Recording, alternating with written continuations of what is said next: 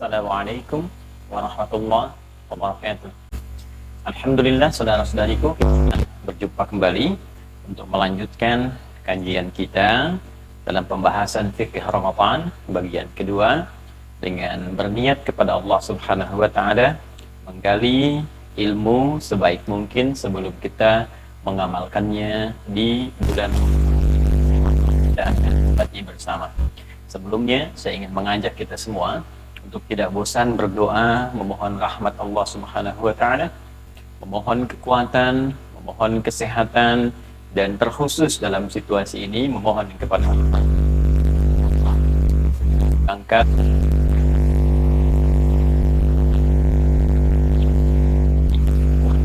pada segenap lapisan bangsa untuk berjuang dan mudah-mudahan memberikan kesabaran untuk meraih hikmah terbaik di balik musibah ini sehingga kita bisa menjadi lebih kuat di masa yang akan datang. Allah tidak memberikan bagian besar kepada orang-orang biasa, melainkan hanya diberikan kepada orang-orang yang akan dibesarkan oleh Allah Subhanahu wa taala. Tinggal bagaimana kita menyikapinya. Apakah ingin lulus dalam ujian ini atau tetap menjadi kecil dalam pandangan Allah dengan segala situasi yang kita hadapi.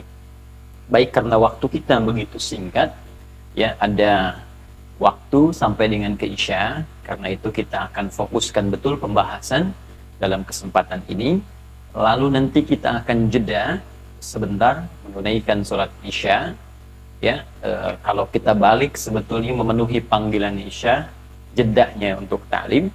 Lalu setelah itu kita lanjutkan setelah Isya kurang lebih dalam durasi 30 menit dan mudah-mudahan bisa efektif ya dalam pembahasan di malam hari ini.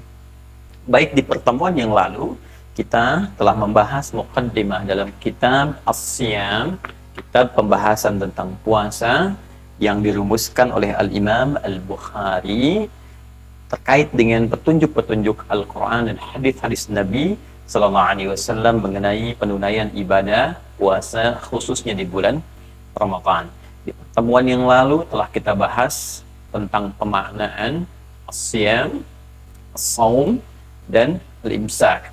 Saum bermakna umum, menunjuk pada makna menahan, ya, juga mencakup pemaknaan puasa yang kita tunaikan, baik wajib di bulan Ramadan ataupun sunnah pada hari-hari biasa seperti Seninnya, Kamisnya, Ayyamul Bidnya, atau memperbanyak puasa seperti di bulan Sya'ban ini. Tapi kalau disebutkan As-Siyam, maka maknanya lebih spesifik. Puasa yang memiliki ketentuan, memiliki aturan, memiliki syarat, rukun yang telah ditetapkan dalam ketentuan syariat. Jadi, bila disebutkan saum, maknanya bisa bersifat umum. Sekali disebutkan dalam Al-Quran, surah 19 ayat 26, jika disebutkan As-Siyam dalam Al-Quran khususnya, maka mutlak menunjuk pada puasa dalam pengertian ketentuan syariat. Disebutkan 9 kali dalam Al-Quran.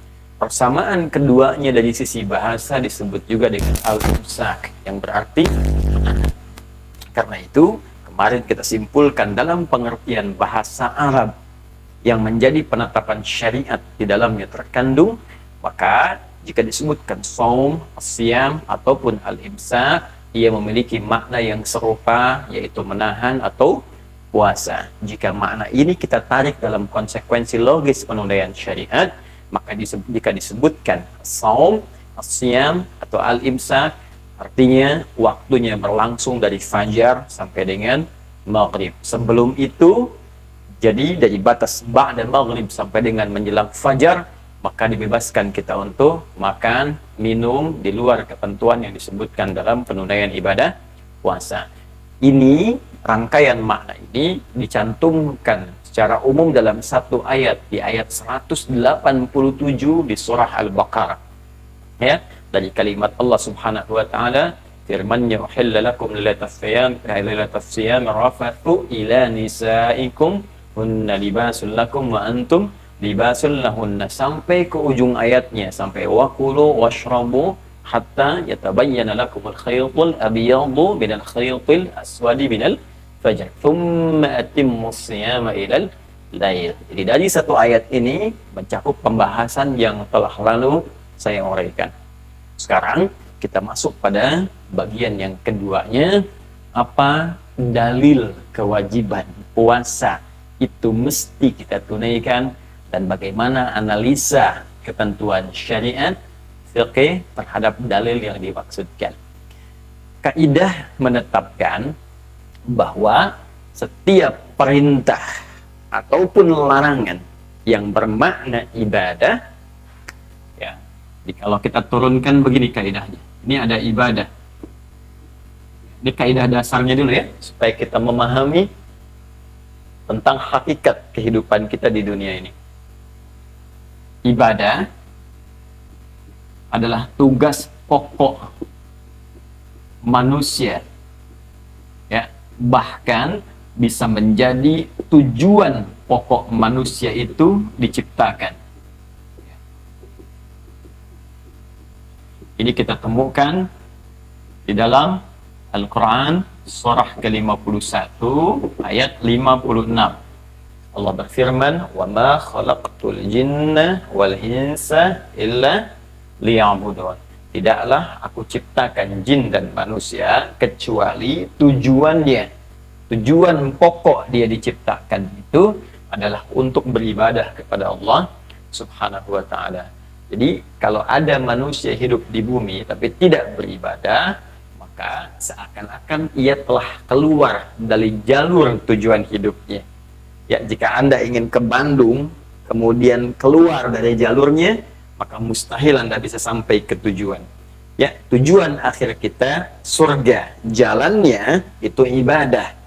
Penunaiannya disebut syariat.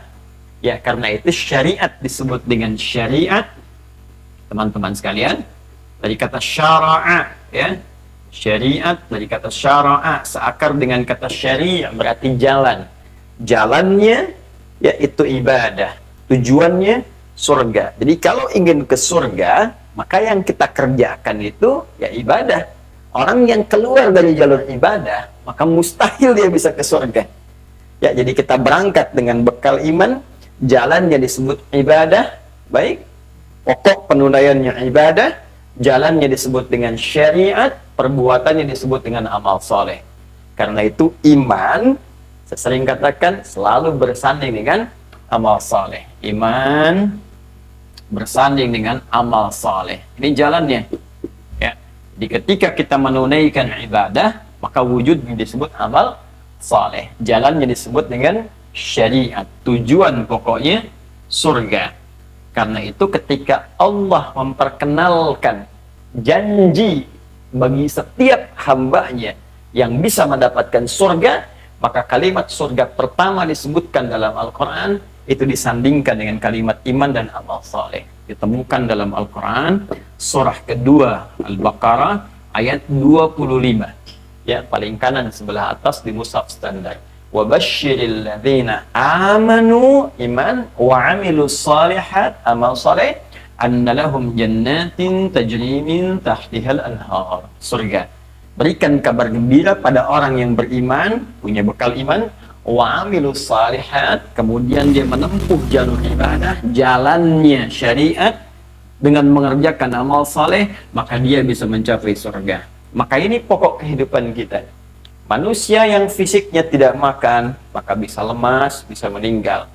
Otak kita tidak makan dengan belajar, tanpa pengetahuan, maka lemah pemikiran.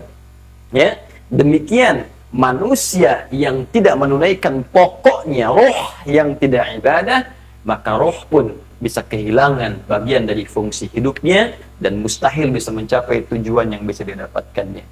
Jadi ini pokok yang kita tunaikan.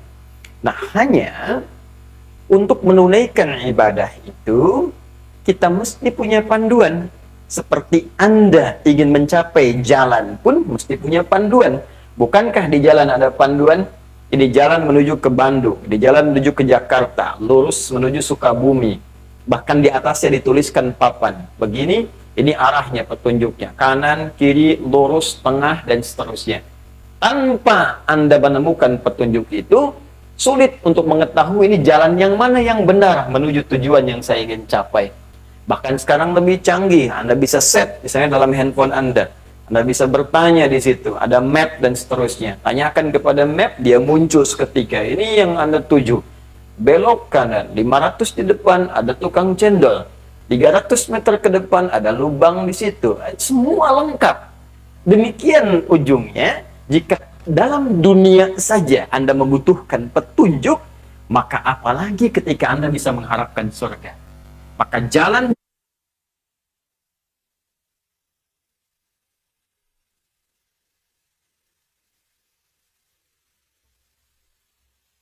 seperti apa? Petunjuk inilah yang disebut dengan dalil namanya. Ya, karena itu ad-dalil dalam bahasa Arab, dalil itu pun diartikan dengan petunjuk. Ya, petunjuk. Dalilul amal, dalil ya, petunjuk pekerjaan. Tuh. Ya, dalilul amal fil maktab, petunjuk pekerjaan di kantor ini. Dalil itu petunjuk. Jadi ketika Anda memiliki dalil, memiliki petunjuk, mudah sampai ke tujuan. Demikian jika Anda ingin menunaikan ibadah untuk mencapai surga yang didambakan, maka penunaian ibadah ini tak bisa sembarangan dikerjakan, mesti ada petunjuknya, mesti ada dalilnya. Jadi jalan kehidupan dunia saja Anda membutuhkan dalil berupa petunjuk, maka bagaimana dengan capaian tertinggi akhirat, surga yang kita dambakan, mesti ada dalil. Nah, karena itu Allah Subhanahu wa taala dengan sifat Rahman dan Rahimnya, sayangnya yang bahkan melampaui murkanya, ya inna rahmati wasi'at kulla syai, sungguh rahmatku kata Allah melampaui segala hal, termasuk melampaui murkanya. Di sepanjang masih ada kesempatan, nyawa belum sampai di kerongkongan, mohon kepada Allah, kata Allah, saya ampuni engkau, saya ampuni engkau. Karena itu banyak orang salah di masa lalu, dia bertobat berubah menjadi orang saleh. Ya, jadi setiap manusia tidak ada yang sempurna. Pasti pernah berbuat satu hal yang kurang baik karena dorongan nafsunya. Nafsu ini yang menyebabkan dia berbuat salah, tapi rahmat Allah yang menarik dia untuk kembali saleh.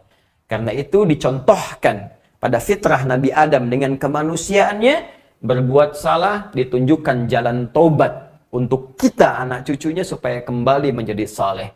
Manusia salah, manusia tobat kembali saleh. Setan salah, nggak mau tobat, maka tetap dia salah.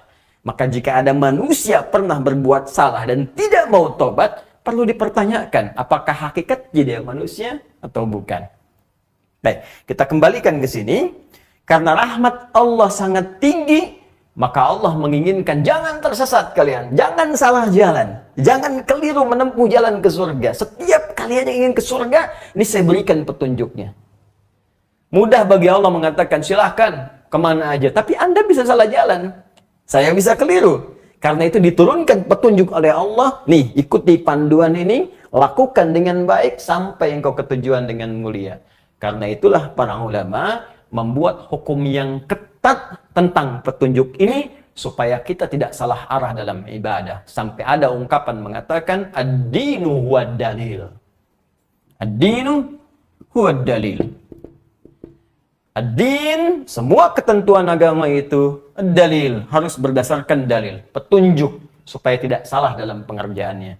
Nah, petunjuk yang paling utama tentunya langsung bersumber dari Allah Subhanahu wa taala dan bersumber dari Rasul yang diutus oleh Allah langsung untuk menyampaikan petunjuk itu. Yang bersumber dari Allah langsung firman-Nya disebut Al-Quran. Ya, lalu disampaikan kepada Rasulullah, Rasul yang paling mulia Muhammad sallallahu alaihi wasallam. Al-Quran ini dijelaskan kandungannya lewat semua hal yang bersumber dari beliau. Baik perkataannya, baik tindakannya, baik ketetapannya, baik perilakunya, sifatnya, dan sikapnya. Disebut dengan al-hadis yang harus kita ikuti ketika menjadi pedoman kehidupan, jalan hidup yang kita tempuh, maka ini nanti disebut dengan as-sunnah. Maka di sini muncul ya istilah Al-Quran dan Al-Hadis. Al-Quran dan As-Sunnah. Dulu anak-anak kecil dari SD diajarkan pedoman ini supaya tidak salah arah ketika dia balik dewasa. maka ada pelajaran Al-Quran hadis. Al-Quran hadis. Sekarang cek anak SD sekarang apakah punya pelajaran ini lagi atau tidak. Orang tua kita sudah berpikir dari dulu, jangan sampai anak ini dewasanya punya persoalan. Karena itu anak-anak yang dididik sejak dulu di era-era masa lalu, Allahu Akbar, saya katakan demi Allah, dia akan punya pegangan minimal jadi baik dari masa depannya. Jadi kalau Anda kehilangan materi ini dari kekinian, bisa dilihat akibatnya dalam kehidupan karena akan berdampak pada aktivitas bumi yang kita pijak pada saat ini. Jadi ini Al-Quran, Al-Hadis, Al-Quran, As-Sunnah. Mengikuti ini langsung disebutkan oleh Allah dalam Al-Quran, surah ketiga Ali Imran, ayat ke-31. Qul in kuntum tuhibbunallaha fattabi'uni. Katakan Muhammad SAW, jika kalian mencintai Allah, maka ikuti semua apa yang dituntun oleh Nabi, maka engkau bisa jadi teladan, karena Nabi pun sifatnya adalah teladan. Demikian ditegaskan di Quran, surah ke-33, ayat 21, Laqad kana lakum fi rasulillahi uswatun hasanah. Dan mengambil ini, baik dari Al-Quran, ataupun hadis Nabi SAW, tak bisa sembarangan. Karena kita tidak bisa sampai langsung kepada Nabi, jarak kita sudah 15 abad. Nabi sudah wafat, fisiknya tidak ada di bumi sekarang, namun petunjuknya kekal abadi sampai dengan kita berpulang. Ya, karena kita tak bisa langsung mengambil pelajaran dari Nabi, maka kita mesti punya jalur yang tersambung kepada Nabi Sallallahu Alaihi Wasallam. Jalur ini yang disebut dengan sanad, sampai Imam Muslim mengatakan babul isnad minad din. Bab belajar ilmu tersambung dengan sanad, bagian yang penting dari ad-din. Sanad apa yang dimaksudkan? Itu yang disebutkan Nabi dalam hadis riwayat Ibnu Majah, nomor hadis 233. Kalau buku Anda beda dengan saya kitabnya, maka cari yang riwayatnya sahabat Abu Darda radhiyallahu taala anhu, ya. Beliau menyampaikan anin Nabi sallallahu alaihi wasallam, man salaka tariqan yaltamisu fihi ilma sahhalallahu lahu tariqan ilal jannah, sampai ke kalimat wa innal ulama'a warathatul anbiya. Dan sungguh para ulama itulah pewarisnya Nabi sallallahu alaihi wasallam. Itulah pewarisnya para nabi. Maka ulama mewariskan petunjuk-petunjuk Nabi. Wa innal anbiya lam yurithu dirhaman wala dinara. Dan sungguh para nabi itu tidak mewariskan dinar dan dirham, bukan harta dunia, walakinnahum warathul ilma. Tapi mereka mewariskan pengetahuan sebagai pedoman kehidupan. Jadi ambil Al-Quran, ambil hadis melalui keterangan para ulama. Nggak bisa kita jadi mufti sekaligus. Bukan baru baca terjemahan langsung memberikan fatwa. Bukan baru baca terjemahan langsung paham. Tidak. Mesti ada alim, mesti ada ulama yang memang spesial di bidangnya mempelajari dua sumber ulama ini, dua sumber utama ini. Maka ini ambil dari ulama. Nah, apa kaitan dengan Ramadan? Sekarang, karena kita akan menunaikan ibadah ini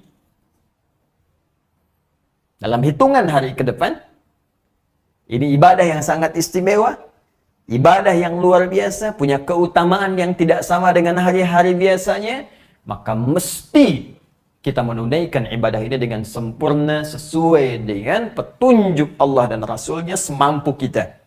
Nah, karena kaidah ibadah mesti ada dalil, maka kita mesti mengetahui dalilnya dari Al-Quran, dalilnya dari hadis, dengan petunjuk ulama.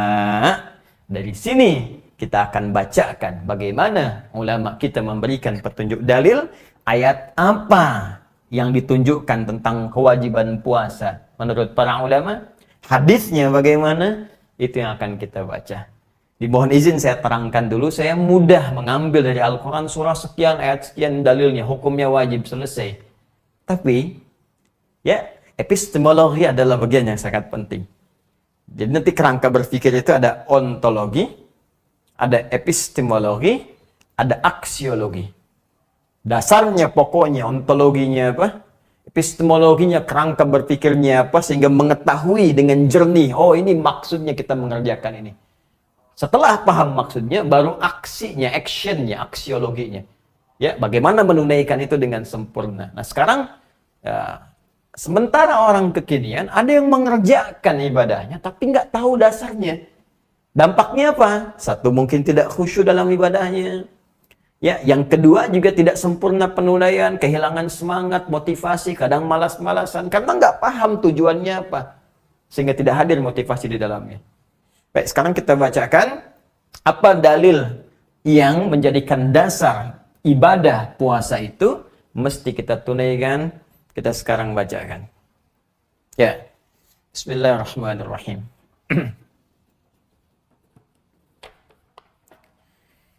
Bab wujubi shaumi Ramadan. Bab tentang dasar kewajiban puasa Ramadan.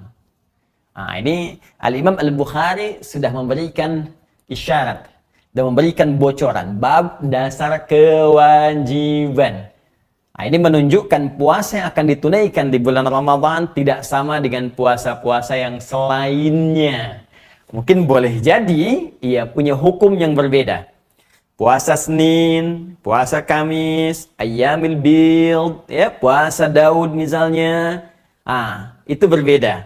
Yang ini kata Al-Imam Al-Bukhari hukumnya wajib. Baik, hukumnya apa? Wajib. Bab tentang dasar kewajiban. Baik. Dari mana dasar kewajiban didapatkan? Wa qaulullahi ta'ala, ya, dan adapun firman Allah Subhanahu wa taala berikut adalah dasar kewajiban yang dimaksudkan. Apa firman-Nya? Beliau menyampaikan Al-Qur'an surah Al-Baqarah ayat 183, ya, paling kiri sebelah atas di mushaf standar. A'udzubillahi minasyaitonirrajim. Ya ayyuhalladzina amanu kutiba 'alaikumussyam kama kutiba 'alal ladzina min qablikum la'allakum tattaqun. Dasar yang pertama. Saya yakin teman-teman insya Allah sebagian besar sudah hafal ayat ini. Nah, sekarang kita akan kaji apa maksud spesifik di ayat ini sesuai dengan keterangan Al-Quran Al-Karim dan petunjuk syariat yang bisa kita lacak. Baik, saya mohon izin untuk menghapus dulu ya. Hitung sampai 10, tarik napas ya. 1, 2, 3, sudah belum? 4, sudah belum? 5, jangan jauh-jauh sembunyinya ya. 6, 7, 8, 9, 10. Orang yang nggak ada semua, tinggal kamera. Baik, teman-teman, bismillah. Siap ya? Pertama, dalil tentang puasa Ramadan. Bismillah. Kita turunkan. Ditemukan di Al-Quran surah kedua Al-Baqarah ayat 183. Isyaratnya menunjukkan makna wajib. Kalau sudah disebutkan dalil, berarti petunjuk ini menjadi hukum. Kalau kita turunkan begini, menjadi hukum. Ya. Jadi kalau nanti ada yang bertanya, apa hukumnya puasa Ramadan itu? Maka Anda bisa jawab, hukumnya wajib. Tahu dari mana kewajiban ini? Kembalikan dasarnya dalam Al-Quran surah kedua Al-Baqarah ayat 183. Paham? Baik. Yuk, sekarang kita bacakan. Ayat ini dibuka dengan kalimat yang sangat indah. Ya ayyuhalladzina amanu. Ladzina amanu. Oke. Ya, ini bisa di sini saya masukkan ini saja. Ya, gitu kan? Ayyuhalladzina amanu. Baik, fokus. Teman-teman sekalian, ya ayyuhalladzina amanu. Duhai seluruh orang-orang yang telah beriman tanpa kecuali. Saya teruskan dulu. Kutiba alaikumusiyam. Kutiba alaikum. Dasar kewajibannya as-siyam. Sekali lagi baca yang benar, as-siyam bukan as-siyab. Kutiba alaikum as-siyam. Ya. Ini dasarnya. Kutiba diwajibkan alaikum atas kalian semua tanpa kecuali yang memenuhi seluruh persyaratannya as-siyam untuk menunaikan puasa. Ingat alif lam kemarin saya terangkan sesuai dengan ketentuan dan aturan yang berlaku. Ini perintahnya. Di sini dasar kewajibannya, dasarnya. Ya. Jadi kalau Anda ditanya, apa dasar kewajiban di ayat Al-Baqarah 183 itu? Mana kalimat yang menunjukkan puasa itu wajib? Ini jawabannya. Kutiba alaikumusiyam. Tapi sebelum sampai ke sini, saya ingin uraikan dulu yang ini. Fokus baik-baik. Ini kalimat indah sekali. Ya ayyuhalladzina amanu. Duhai seluruh pemilik iman tanpa kecuali. Fokusnya, saya terangkan sebentar. Ya, saya uraikan dulu. Disebutkan 361 kali dalam Al-Quran. Ayyuha disebutkan 150 kali dalam Al-Quran. Alladzina disebutkan 1080 kali dalam Al-Quran. Amanu disebutkan 258 kali dalam Al-Quran. Saya telah uraikan di buku saya ini, ya, dibahas secara detail di sana. Ini telah saya cek juga.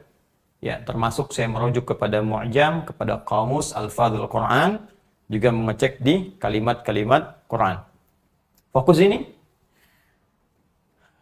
Apa yang penting dari yang saya uraikan ini? Perhatikan baik-baik. Ya, ini disebut harfun nida, huruf panggilan. Ya. Untuk memanggil. Tapi ingat, di dalam bahasa Arab, itu setidaknya ada 14 huruf yang bisa digunakan untuk memanggil.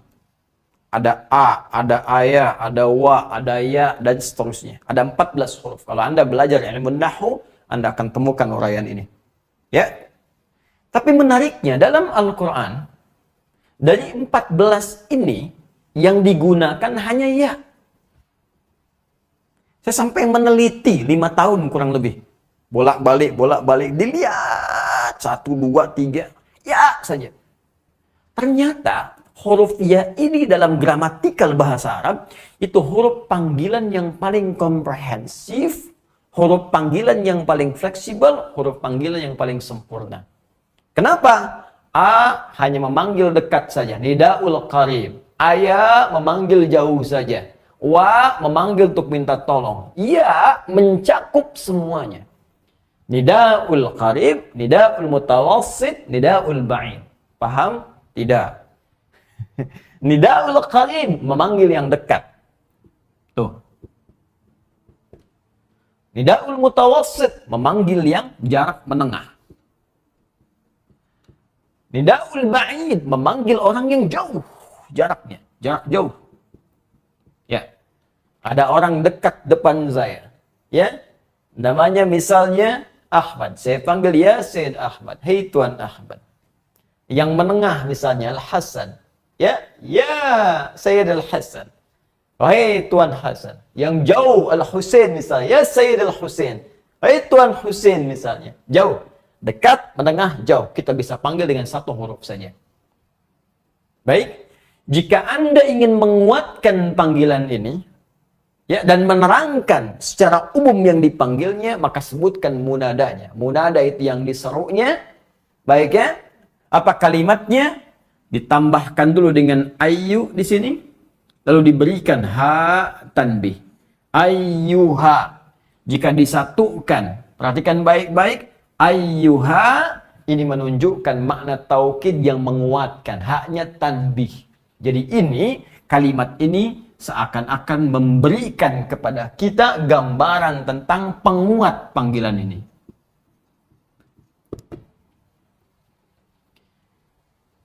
Ini menunjukkan sesuatu yang sangat penting. Saking pentingnya panggilan ini, ya kalau kita ingin artikan, hei, ya ayyuha, hei, kalian semua. Saya ingatkan ya, saya kuatkan dengan panggilan ini. Makanya dalam bahasa Arab, tidak dimulai memanggil kalau menggunakan ya ayyuha, kecuali menunjukkan informasi panggilan yang akan disampaikan begitu penting, luar biasa. Siapa yang dipanggil ini? Alladzina amanu, semua orang yang punya iman tanpa kecuali. Saya sampaikan kepada Anda di pertemuan yang lalu, alladzina, ingat, ismun mausulun yadullu 'alal jam'il jam'iyah. Ya, huruf sambung konjungsi. Ya, yang menyambungkan kepada objek atau sebagian dari subjek tanpa kecuali, mencakup semua, lelaki kah, perempuan kah, tua, muda, melampaui status sosial keduniaan, kaya kah, cukup kah, semua. Seakan Allah ingin mengatakan begini, hei, semua orang yang beriman tanpa kecuali. Apakah engkau laki-laki, perempuan kah, tua kah, muda kah, maaf sekali, kaya kah, cukup kah, apakah engkau orang yang merasa soleh kah, atau yang pernah salah kah, aku tak peduli. Sepanjang kalian punya iman, aku panggil dengan satu informasi yang bisa meningkatkan iman kalian. Maka disebut dengan huruf ya, seakan Allah ingin mengatakan begini, hei, kalian yang telah punya iman, baik sedang imannya kuat sehingga merasa dekat denganku. Bukankah orang yang imannya kuat dekat dengan Allah sehingga sering mengerjakan amal soleh, belum dipanggil sholat subuh sudah siap-siap bangun bahkan sebelum adzan? Ada yang biasa tengah-tengah, ketika dipanggil adzan baru dia bangun, ya kan? Ada yang jauh karena sering berbuat maksiat, sudah lewat subuh belum bangun juga, mau zuhur belum ingat subuh. Kata Allah, aku tidak peduli. Sepanjang engkau masih ada iman dalam dirimu, aku panggil semuanya, baik yang saleh ataupun yang pernah merasa salah. Aku akan turunkan kepadamu kewajiban menunaikan ibadah yang kalau engkau kerjakan, maka kewajiban ini akan merubah semua dirimu lebih dekat denganku dan lebih meningkatkan keimananmu di hadapanku. Inilah makna ya ayyuhalladzina amanu. Karena panggilannya sifatnya umum, karena itu saat awal puasa, ini kan dipanggil nih untuk menunaikan di awal puasa. Ayo.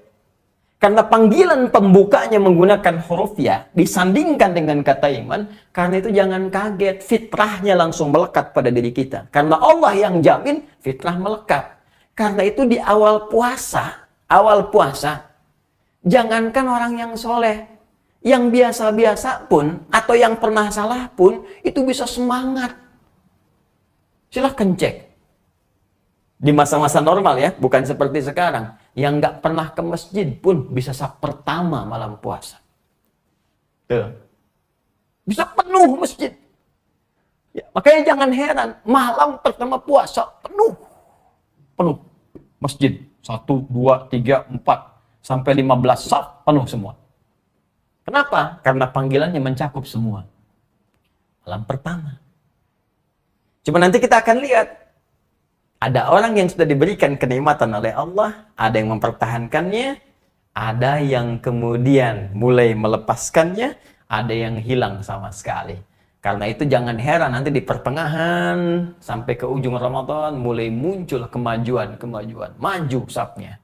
15 jadi 14, 13, 12, tinggal satu saf lagi. Dan seterusnya. Nah, ini gambaran pertama. Yang kedua, saya belum selesai. Amanu, orang-orang yang telah punya iman. Jamak dari kata amana. Amana asalnya begini. Hapus dulu ini. Ini.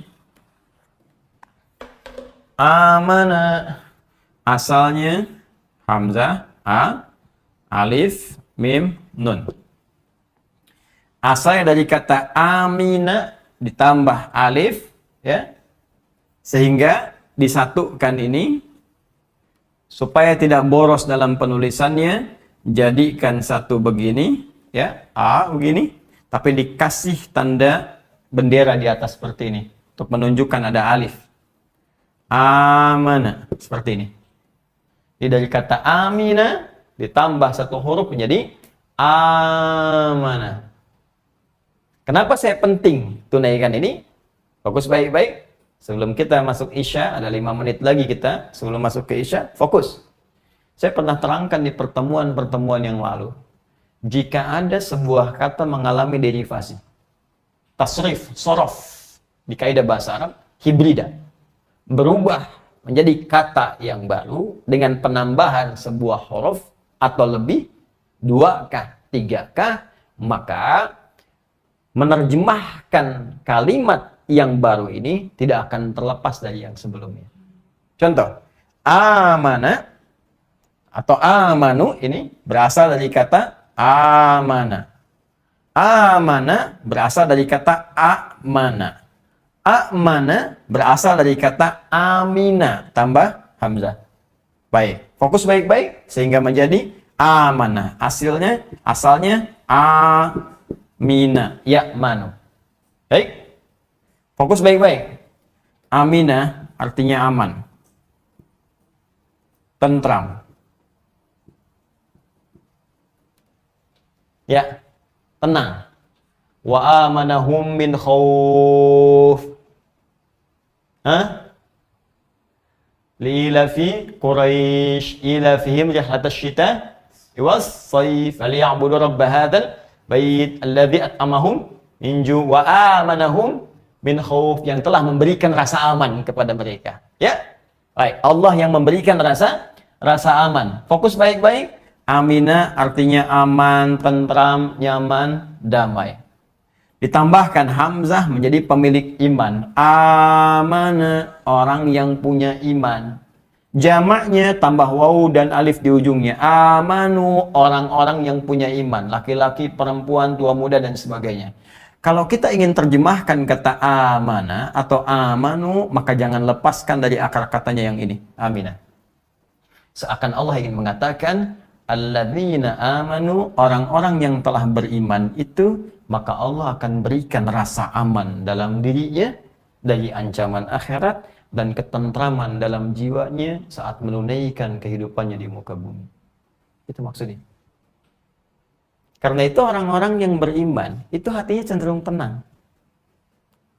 Karena itu, semua aplikasi iman dalam bentuk ibadah itu, masih ingat? Iman disandingkan dengan amal soleh. Ya kan? Selalu setelah kata iman, muncul amal soleh. Karena itu setiap kita mengerjakan amal soleh, itu dampaknya selalu tenang ke hati, tenang ke hati, tenang ke hati. Contoh, ini persamaan lagi nih, ya, biar kita agak sedikit bertambah wawasannya. Amal soleh, itu fungsinya disebut dengan zikir oleh Allah. Zikir. Ya, untuk mengingatkan kita dengan Allah. Jadi tujuannya supaya kita ingat kepada Allah. Ya. Karena itu setiap pekerjaan amal soleh itu seringkali disebut zikir dalam Al-Quran. Salat disebut zikir. Quran surah ke-20 ayat 14. Wa aqimis sholata li dzikri. Tunaikan salat sebagai zikir kepadaku. Doa disebut zikir. Quran surah 7 ayat 205. Ya, wazkur rabbaka fi nafsika tadarruan wa khifatan wa dunal jahli minal qaul. Ya, doa, zikirlah, sebutkan Allah Subhanahu wa taala dalam jiwa. Baik. Membaca Quran zikir, karena Quran disebut zikir. Quran surah 15 ayat 9. Inna nahnu nazzalna dzikra wa inna lahu lahafizun. Menghafal Quran itu zikir. Quran surah 54 ayat 17, 22, 32, 40. Walaqad yassarnal Qur'ana lidzikri. Habis salat kita zikir. Ya, Quran surah keempat ayat 103. Fa idza qadaitumus sholata fadhkurullah. Baik, teman-teman sekalian, saya teruskan sedikit, saya berhenti kemudian dengan kita tiba waktunya masuk salat Isya. Saya ingin teruskan sebentar. Amal soleh tujuannya zikir, Allahu akbar, Allahu akbar. Kemudian zikir itu fungsinya apa? Untuk menenangkan hati. Tenang. Hati. Apa dalilnya? Quran surah ke-13 ayat 28. Ala bidzikrillahi tatmainnul qulub. Allahu akbar, Allahu akbar. Ala bidzikrillahi tatmainnul qulub. Yakinkan pada jiwamu kalau zikirmu benar kepada Allah, dampaknya tenang ke hatimu. Sekarang lihat ke sini. Kata Allah, orang-orang beriman itu akan senantiasa diberikan rasa tentram, tenang dalam jiwanya. Kapan orang beriman tenang? Ketika dia menunaikan amal soleh. Amal soleh disebut dengan zikir. Ya. Apa yang ingin saya maksudkan di sini? Ada rahasia besar dari kalimat ya ayyuhalladzina amanu yang menjadikan setiap sahabat selalu merasa senang, gembira ketika turun ayat dibuka dengan kalimat ini sebanyak 68 kali dalam Al-Quran. Dan setiap turun dengan ayat ini semua gembira menunggu apa informasi yang ingin Allah sampaikan. Apa rahasia di dalamnya? Kita lanjutkan nanti setelah menunaikan sholat Isya berjamaah. Kita menjawab suara adzan sampai selesai. Tunaikan sholat berjamaah dulu, menunaikan sholat Isya, baru kita lanjut kembali. Sementara kita cukupkan. Subhanakallahumma bihamdika asyhadu an la ilaha illa anta astaghfiruka wa atubu ilaik. Assalamualaikum warahmatullahi wabarakatuh. Bismillahirrahmanirrahim. Assalamualaikum warahmatullahi wabarakatuh. Alhamdulillah wassalatu wassalamu ala Rasulillah wa ala alihi wa sahbihi wa man walah. Ba'du. Saudara-saudariku, kita telah menunaikan salat Isya berjamaah. Semoga salat kita diterima oleh Allah Subhanahu wa taala. Walaupun tak sempat menunaikan di masjid, tapi tidak juga harus menghentikan sifat jamaah dari salat yang kita tunaikan. Ya, mungkin di rumah Anda ada anak, ada istri, kan? Maka ya, kerjakan secara bersama-sama sehingga nilai yang berubah dari sendirian jadi berjamaah. Ini mengambil dari petunjuk hadis Nabi sallallahu alaihi wasallam, salatul jama'ati afdalu min salatil fardi ya bi 27 darajah.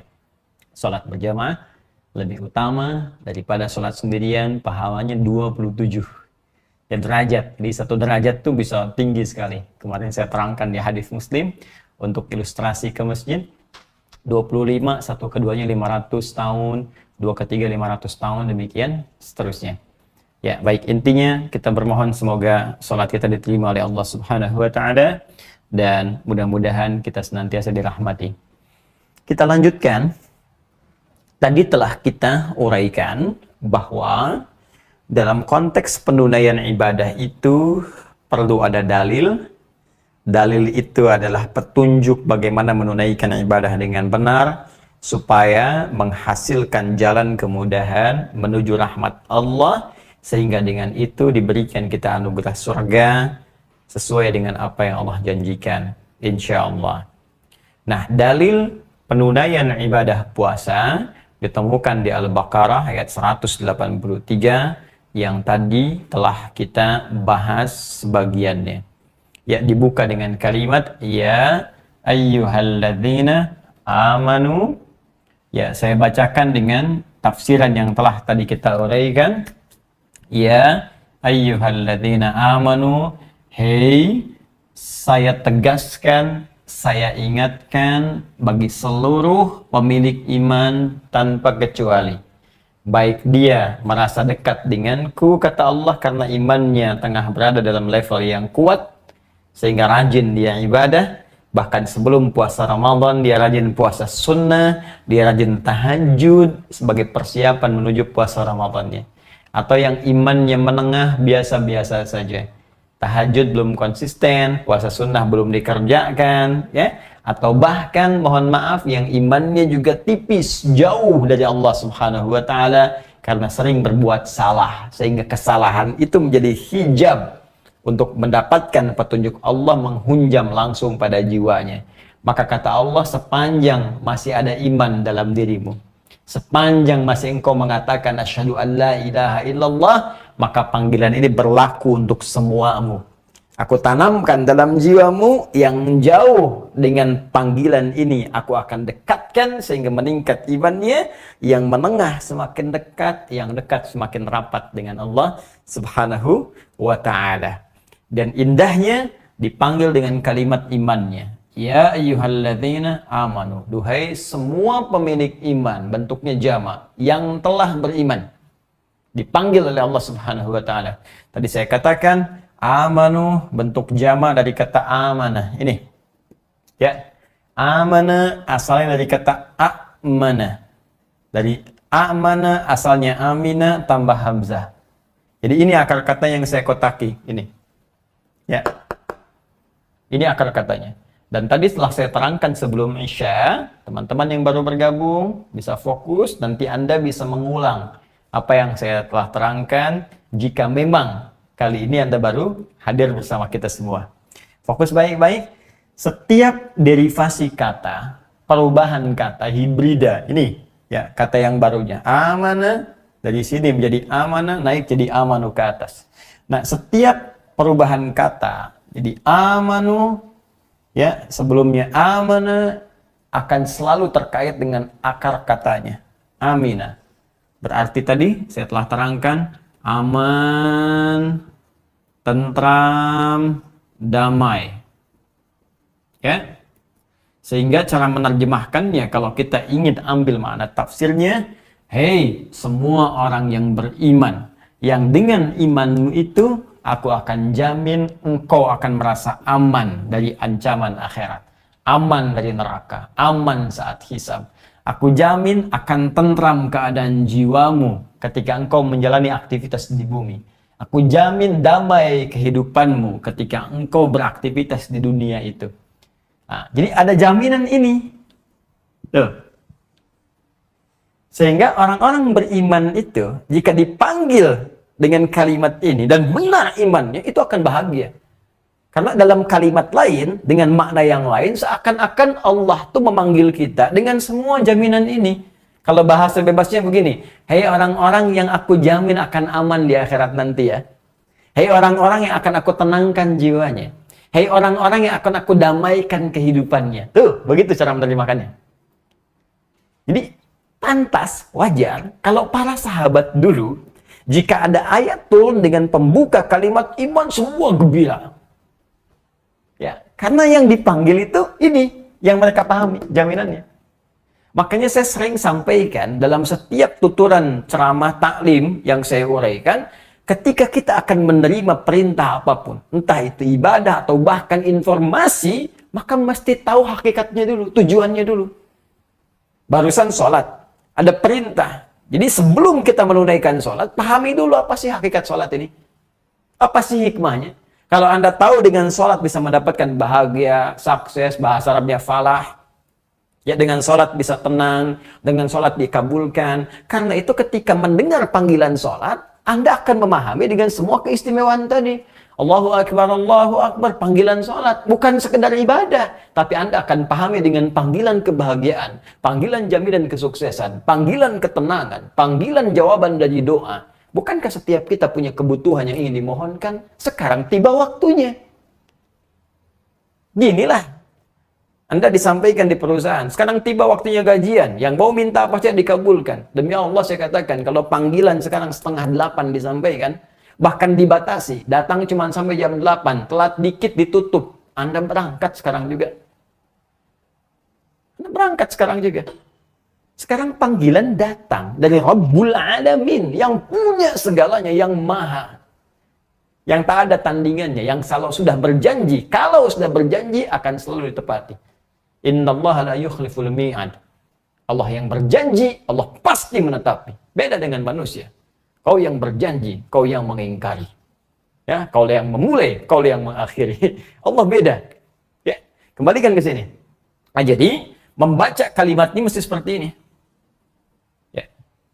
Tapi iman, teorinya, kita bahas di pertemuan lalu, iman, teorinya butuh pembuktian. Karena iman itu pekerjaan hati. Ingat lagi taklim saya yang sebelumnya. Pembuktiannya iman itu muncul lewat amal saleh. Ya. Yang wujudnya berupa ibadah. Tadi itu. Dalam tuntunan syariat. Ya, karena itu saya tegaskan lagi, setiap ada kata iman seringkali disandingkan dengan amal saleh. Wal 'asr, innal insana lafi khusr illa alladzina amanu wa 'amilus shalihat.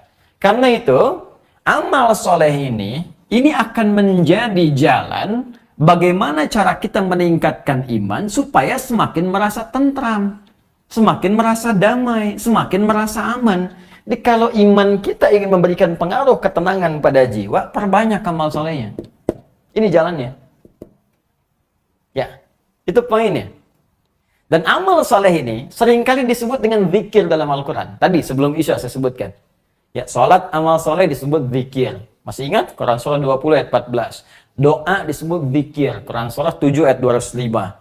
Kita ba'da sholat barusan tadi berzikir. Quran Surah 4 ayat 103. فَإِذَا قَضَيْتُمُ الصَّلَاةَ فَاذْكُرُوا اللَّهَ. Baca Quran. Qurannya disebut zikir. Quran Surah 15 ayat 9. Murajaah menghafal disebut zikir. Quran Surah 54 ayat 17, 22, 32, 40. Semua. Dan fungsi zikir sekali lagi menenangkan kepada hati. Tuh persamaannya. Amal soleh sama dengan zikir. Zikir. Zikir memberikan rasa tentram. Tentramnya di mana? Di tempat iman. Tempat iman di mana? Di hati. Ala bidzikrillah tatmainnul qulub. Karena itu, nah ini yang ingin saya sampaikan tadi. Ketika para sahabat dipanggil dengan kalimat ya ayyuhalladzina amanu, hei orang-orang yang punya iman, yang ingin merasa aman di akhirat, yang ingin tentram hidupnya, ingin damai keadaannya, maka mereka langsung datang. Wah, senang sekali. Dan mereka menunggu sesuatu. Apa yang mereka tunggu? Amalan apa ya yang sekarang Allah perintahkan kepada kami supaya kami mendapatkan jaminan aman, tentram dan damai itu. Maka ditunggulah amal solehnya. Maka setiap turun kalimat ya ayyuhalladzina amanu, mereka menunggu. Ini perintah apa yang turun? Larangan apa yang turun? Karena itu ketika muncul perintahnya, langsung keluar di lisan mereka, sami'na wa ata'na. Kami siap, kami dengar, kami taat. Karena mereka tahu dengan menunaikan itu, imannya semakin kuat dan ini mudah untuk diraih dengan cepat. Itu cara berpikirnya. Ini landasan berpikirnya di sini. Ya. Nah, karena itulah ketika turun Al-Baqarah, Quran surah kedua, ayat 183, dibuka dengan kalimat ini, maka mereka nunggu-nunggu. Ya ayyuhalladzina amanu sami'na wa ata'na, siap ya Allah. Apa yang diperintahkan? Maka turun, kutiba alaikumusiyam. Diwajibkan bagimu mulai saat ini untuk menunaikan puasa. Puasa bisa meningkatkan imanmu, sehingga kamu akan cenderung merasa aman, cenderung merasa tentram, merasa damai. Makanya saat Ramadan itu, suasana tuh enak banget. Coba lihat. Dan berkahnya luas. Jangankan muslim, non-muslim pun mendapatkan keberkahan Ramadan itu. Berkahnya dapat. Sama-sama dapat ketenangannya.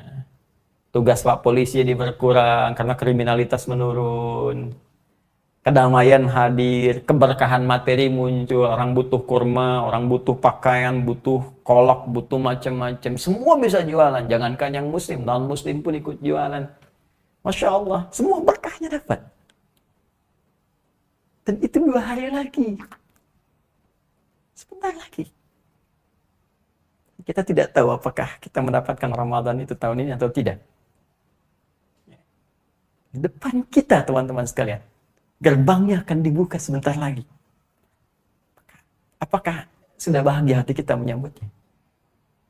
Ya, karena begini, orang-orang yang dikabarkan, nih di depan kamu saya bukan ya, nih dapat hadiah nih, ada mobil, ada motor, kamu tinggal masuk aja. Tapi nanti waktunya 2 hari lagi. Maka demi Allah, Anda pasti akan menyiapkan itu. Rasa gembira semakin memuncak. Di depan kita ada ampunan dosa dari semua dosa yang pernah kita kerjakan. Di depan kita ada peningkatan amalan. Di depan kita ada kasih sayang Allah. Di depan kita ada kedamaian. Di depan kita ada rahmat.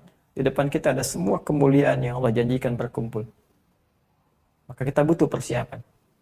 Maka hal yang pertama kita lakukan, sami'na wa ata'na. Kita siap menyambut itu seperti orang-orang dulu menyambutnya.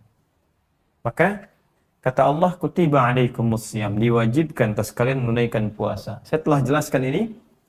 Ya, bukan puasa biasa, alif lam, kata siyam, puasa yang punya aturan tertentu, punya ketentuannya, maka pelajari dulu setiap aturan dan ketentuan ini supaya kalian benar puasanya. Kemudian, kewajibannya diungkapkan dengan kata kutiba. Jadi di Al-Quran itu begitu. Di Al-Quran itu ada furidha, ya. Baik, hati-hati. Jadi ungkapan kewajiban itu banyak. Ada langsung bentuknya dengan kewajiban, dengan furidha misalnya, dengan kataba, bentuk majhulnya atau pasifnya kutiba. Ada yang tidak menggunakan kata spesifik wajib, tapi langsung perintahkan. Katakan Muhammad, kerjakan nih, tinggalkan nih, ada dengan lamul amri. Ya, misalnya yang sering saya sampaikan, ya dalam beberapa kesempatan ada kalimat-kalimat yang langsung disampaikan oleh Allah dengan menggunakan kata perintah. Qul wallahu ahad. Katakan Muhammad pada mereka. Perintah. Wallahu ahad. Bagi orang-orang beriman, Tuhannya hanya Allah yang layak untuk disembah. Itu tauhid kita. Ya, dan banyak nanti kalimat-kalimat lainnya yang berisi perintah kepada kita mengerjakan sesuatu, tinggalkan. Aufu bil uqud. Ya ayyuhalladzina amanu aufu bil uqud. Tepati janjimu. Itu perintah. Karena itu ketika ada bentuknya perintah, maka hukumnya nanti dalam kaidah usul fikih menjadi wajib. Al-aslu fil amri lil wujub hatta yadulla dalilu ala khilafi. Asal dari satu perintah adalah satu kewajiban hukumnya sepanjang belum ada dalil yang bisa menurunkan level wajib itu pindah kepada hukum lain baik sunnah, mubah atau bahkan makruh dan yang lainnya. Ya, itu nanti pembahasan di usul fikih untuk membentuk kaidah-kaidah dalam fikih. Saya teruskan dulu. Nah, kalau ditemukan kata kutiba, ini akarnya kata kataba. Bentuknya aktif. Yang ini bentuknya pasif. Perhatikan sebentar, saya ingin berbagi dulu tentang ilmu bahasanya. Jika ada bentuk aktif dalam struktur bahasa, subjeknya umumnya disebutkan. Misal, saya makan nasi, subjeknya saya, makan predikat, nasinya objek di bahasa Indonesia. Ya kan? Bisa lagi misalnya, ya, Asep minum susu. Asepnya subjek, minumnya predikat, susunya objek. Baik ya? Nah, tapi kalau kita demikian alihkan ke bahasa Arab, memiliki makna yang aktif, struktur yang aktif, kataba, maka subjek pun muncul sama dengan bahasa Indonesia. Misalnya, ini kalau kita turunkan bentuk aktifnya jadi begini. Kataba. Ya. Telah mewajibkan. Siapa yang mewajibkan? Allah. Ini fa'ilnya, subjeknya. Allahu. Ya, fi'il, fa'il. Fi'lun madhi. Ya, ini Arabnya. Fi'lun madhi mabniun 'alal fathi. Ya, awas hati-hati. Fi'lun madhi mabniun 'alal fathi. Kemudian yang ini fa'il. Fa'ilun li fi'li kataba marfu'un wa lam turaf'i dhammatun zahiratun fi akhirih wa tanwinu mahdhufun duhulil alifi wal lam 'alaihi wa huwa lafdzul jalalah. Ya, paham? Tidak. Ini subjek, alamatnya rafa di atasnya. Hilang tanwinnya karena masuk alif lam di dalamnya. Karena ini lafdzul jalalah yang khusus spesifik. Ya, langsung dengan sendirinya. Kataballahu, objeknya apa? Alaikumusiyam. Alaikum jar majrur. Alaikum jarun wa majrurun. Asyam. Ma asalnya. Ma. Maf'ulnya. Ini objeknya, perintahnya. Allah telah mewajibkan kalian menunaikan puasa. Ini bentuk aktifnya. Kalau kita jadikan bentuk pasif, ya, tadinya Allah telah mewajibkan bagi kalian puasa. Kita jadikan bentuk pasif. Maka bentuk pasif itu dibuang subjeknya. Dibuang di sini tidak disebutkan subjeknya, ditutup. Jadi yang artinya tadinya mewajibkan, ya diwajibkan. Maka kita jadikan terjemahannya, puasa telah diwajibkan. Telah diwajibkan bagi kalian menunaikan puasa. Kalau kita hilangkan subjeknya, telah diwajibkan seperti ini, maka aturan bahasa berlaku. Suatu bentuk aktif akan menjadi bentuk pasif jika subjeknya sudah diketahui. Mustahil nggak ada subjek belum tahu jadi pasif, itu mustahil. Mustahil. Jadi kalau ditanya begini, kataballahu alaikumusiyam, Allah telah mewajibkan bagi kalian puasa. Kita tahu ini, yang mewajibkan sudah pasti Allah. Maka untuk memudahkan supaya nggak panjang-panjang, ngapalin Qur'annya jadi semakin pendek, jadi mudah ngapalinnya, jadikan pasif. Sehingga satu kalimatnya bisa kita tutup dengan sifat ghaibnya, Allah. Ganti kataba jadi kutiba. Kutiba. Allahnya kemudian ditutup, alaikumusiyam, telah diwajibkan bagi kalian menunaikan puasa. Siapa yang mewajibkan ini? Allah. Kenapa kalimat Allahnya dibuang? Karena sudah tahu yang mewajibkan itu pasti Allah. Jelas? Ini dalam struktur bahasa. Kalau kita tarik ke makna tafsir, kenapa di sini kalimatnya jadi bentuk pasif, kutiba bukan kataba? Karena orang-orang beriman itu sudah pasti yakin setiap ada kewajiban pasti dari Allah. Dan untuk menegaskan, ini bukan rekayasa Nabi Muhammad, mereka sudah yakin. Jadi karena imannya kuat, jadi mereka tahu kalau Nabi Muhammad menyampaikan, ini bukan rekayasa Muhammad, ini pasti Allah yang perintahkan. Karena itu nggak disebutkan Allahnya pun sudah yakin kepada Allah.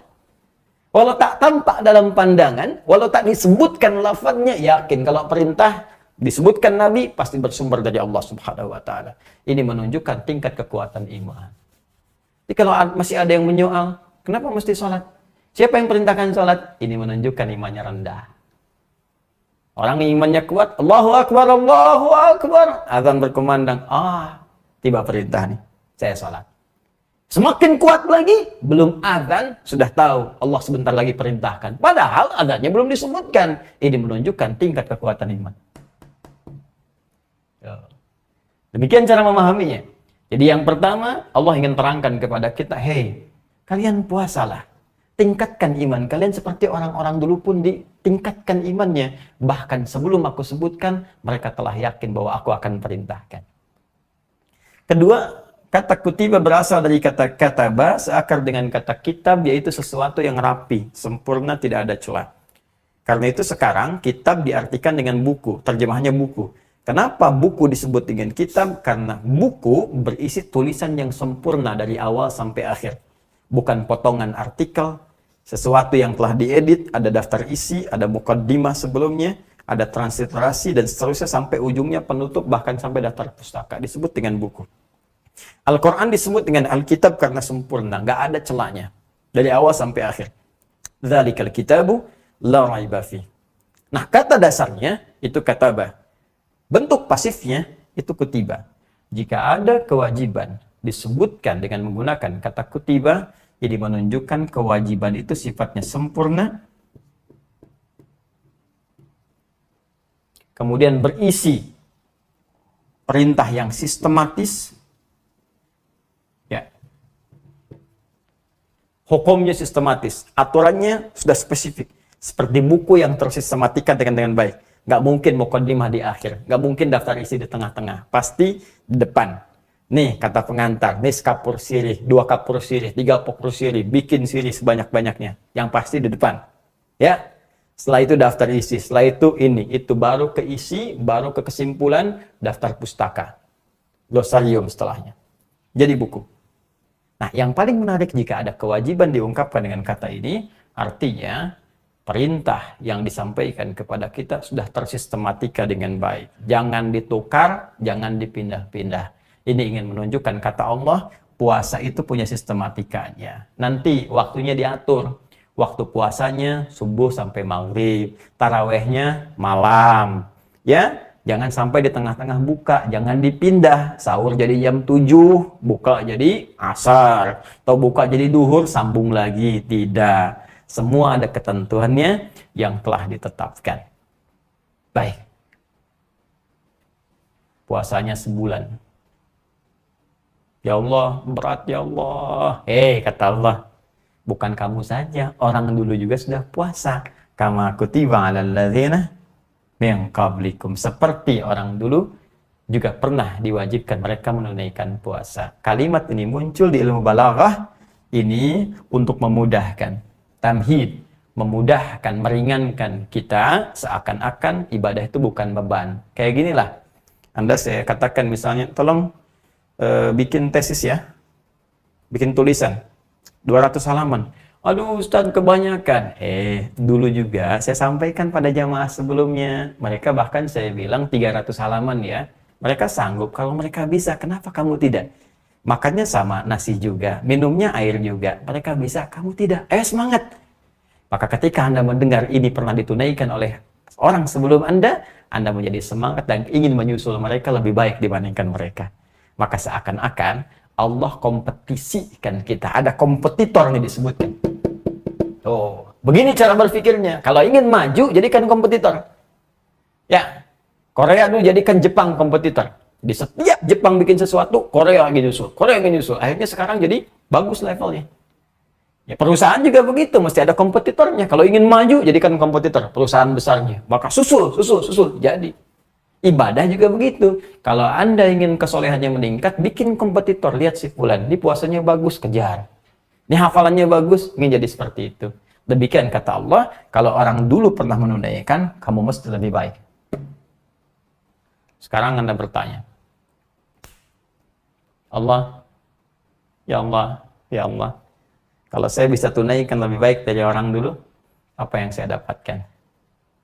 Sudah tahu, Anda pasti akan lihat la'allakum tattaqun, supaya kamu meningkat takwanya.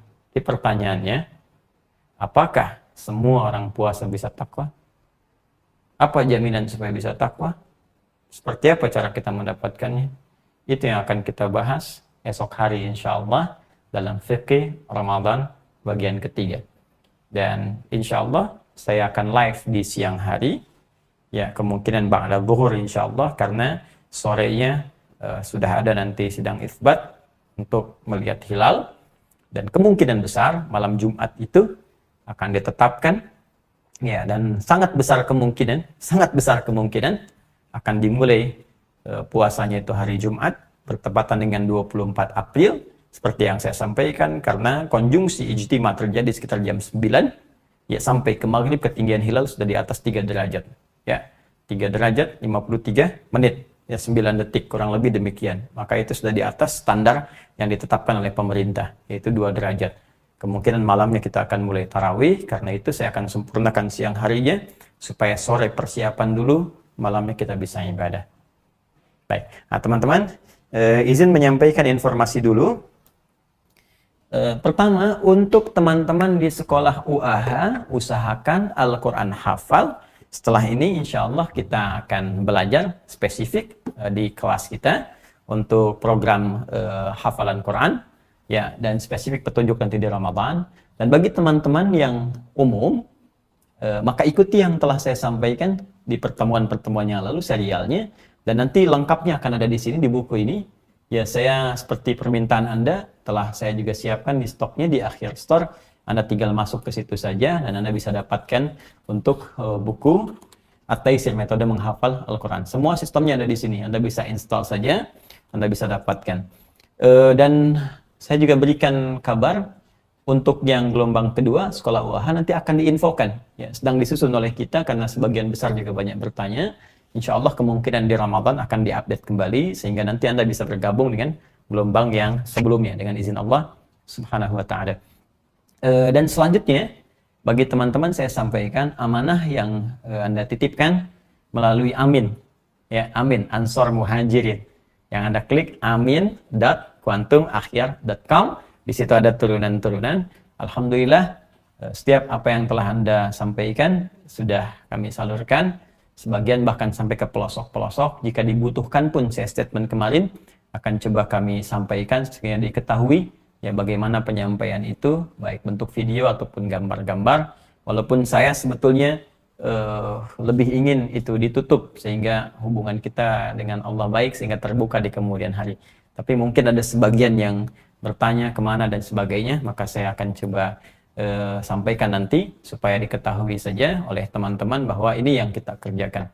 Ini penting saya sampaikan karena mulai malam ini atau besok nanti program untuk yang khusus spesifik sembako kita akan berakhir.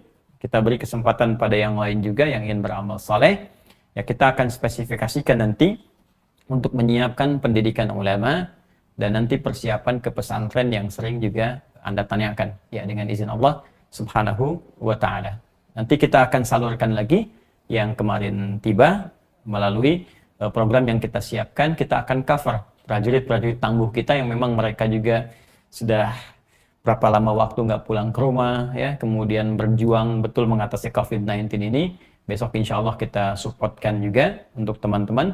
Dan berita baiknya, Anda yang telah berinfak untuk buku, ya, juga di sini itu sebagiannya telah kita salurkan masuk ke situ. Jadi Anda nanti hafal Quran, berinfak pula, dan juga sebagian buku nanti insya Allah di Ramadan kita akan juga wakafkan untuk teman-teman yang lain. Saya akan siapkan nanti di awal Ramadan 10.000 untuk masker, ya. Kemudian nanti ada APD untuk teman-teman, karena program ini teman-teman kita di kepolisian yang bertugas, ya, itu juga butuh support nanti. Jalan-jalan akan dijaga, butuh masker. Nanti saya siapkan 10.000 masker, ya. Jadi nanti kita bagi ke teman-teman di polisi, di tentara, petugas di di Dishub dan sebagainya, sehingga kita semua merasakan kebersamaan, ya, untuk menciptakan kondisivitas di negara yang kita cintai ini, sehingga kita bisa sama-sama menjaga keutuhan bangsa kita dengan baik. Sekira itu yang saya sampaikan. Kita berjumpa esok hari siang ba'da zuhur sekitar jam 1 sampai dengan jam 2 dengan izin Allah Subhanahu wa taala. Allahumma taqabbal minna innaka antas samiul alim wa tub 'alaina innaka antat tawwabur rahim. Allahumma ya Allah, terimalah apa yang telah kami sampaikan, terima apa yang telah kami pelajari, dan mohon dengar doa kami ya Allah, karena Engkau yang Maha mendengar. Jika kepada yang Maha mendengar saja belum dikabulkan, maka kepada siapa lagi kami mesti memohon. Allahumma ighfir lana dzunubana wa liwalidina warhamhum kama rabbawna shighara. Ya Allah, kami mohon ampunan-Mu ya Allah, kami mohon rahmat-Mu, ampuni dosa kami dan dosa kedua orang tua kami. Sayangi mereka seperti mereka telah tulus menyayangi kami dan merawat kami dari sejak kecil. Allahumma ya arhamar rahimin, idza kana wahidan minhuma ya Allah aw kilahuma lam yakuna ma'ana ya arhamar rahimin farhamhum waghfir lahum dzunubahum wa nawwir quburahum ya arhamar rahimin waj'al quburahum raudatan min riyadil jannah. Ya Allah, jika satu di antara kedua orang tua kami atau keduanya sedang tidak bersama kami saat ini, telah mendahului kami, maka mohon ya Allah, ampuni mereka, rahmati mereka, anugerahkan cahaya ke alam kubur mereka ya Allah, jadikan kuburan mereka ya Allah satu di antara teman-teman surga. Wa alhiqna ma'ahum ya Allah bis salihin ma'alladzina amta 'alaihim minan nabiyyin was-siddiqin wasyuhada'i was-salihin wa hasuna ulaika rafiqa. Dan mohon sertakan kami ya Allah dengan kedua orang tua kami. Himpun kami kembali ya Allah dengan keluarga kami beserta orang-orang saleh, orang-orang baik, orang-orang jujur, terutama bersama Rasulullah sallallahu alaihi wasallam. Allahumma ahillahu alaina bil yumni wal iman was salamati wal islam rabbi wa rabbuka Allah. Ya Allah, mohon hadirkan awal Ramadan kepada kami dengan penuh ketenangan, ketenteraman, kedamaian, kekuatan iman. Sehatkan kami ya Arhamar Rahimin. Hilangkan wabah penyakit dari kami ya Rahmanir Rahim. Berikan kekuatan Islam ya Allah. Engkau Tuhan kami ya Arhamar Rahimin. Engkau Tuhan kami ya Arhamar Rahimin. Engkau yang merawat kami. Engkau yang memberikan segala kebutuhan dan menyehatkan kami. Allahumma hfadz biladana Indonesia. Wahid sufufana wa jannibna minat tafruqah. Ya Allah, mohon jaga negeri kami tercinta Indonesia. Satukan kami ya Allah, satukan kami ya Allah. Dan tolong tanamkan ya Allah pada siapapun anak bangsa ini dalam jiwa mereka ya Allah. Tanamkan pada jiwa mereka ya Allah nilai-nilai kebaikan. Jauhkan ya Allah dari sifat-sifat buruk. Hilangkan sifat munafik. Hilangkan sifat-sifat tamak ya Arhamar Rahimin. Jauhkan kami dari perpecahan. Tanamkan kecintaan kepada bangsa yang telah Engkau titipkan kepada kami ya Allah, yang Engkau akan hisab kami saat kembali kepadamu ya Arhamar Rahimin. Allahumma Rabbana